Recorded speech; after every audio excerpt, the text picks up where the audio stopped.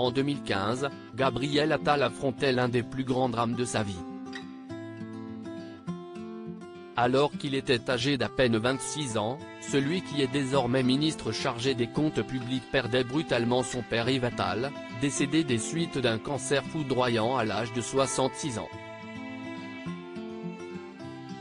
Un énorme coup dur pour le jeune homme, qui était très proche de son papa. Avocat et producteur de cinéma, ce dernier ne manquait d'ailleurs pas d'encourager son unique fils à faire de la politique. S'il aurait été fier de son ascension fulgurante, il n'a malheureusement pas assisté à sa nomination au gouvernement en 2018, lorsque Gabriel Attal est devenu le plus jeune ministre sous la Ve République, à l'âge de 29 ans.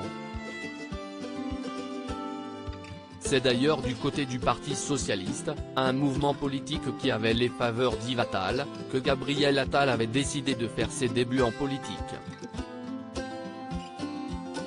Sans doute un clin d'œil à son père, qu'il décrivait auprès de Vanity Fair en 2019 comme l'électeur PS de base, 68 qui achetait Libé tous les matins, qui ne connaissait pas le nom de son maire d'arrondissement mais qui votait PS parce que c'était le PS. Supérieur à Gabriel Attal, les membres de sa galaxie en images Gabriel Attal bouleversé par des photos de son père. Si plusieurs années se sont écoulées depuis la mort de son père, c'est toujours avec la même émotion que Gabriel Attal l'évoque. Dans un entretien accordé aux Échos, le 9 mai dernier, l'ancien porte-parole du gouvernement, d'ordinaire plutôt discret sur sa vie privée, s'est laissé aller à quelques rares confidences sur son défunt père.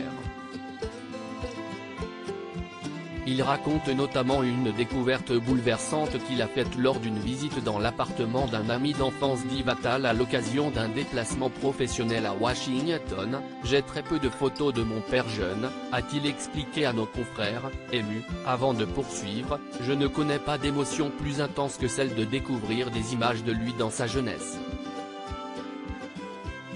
Des confidences touchantes qui témoignent de la place importante que son père occupe dans son cœur. Article écrit en collaboration avec 6 médias Crédit Photo, Stéphane Le Mouton.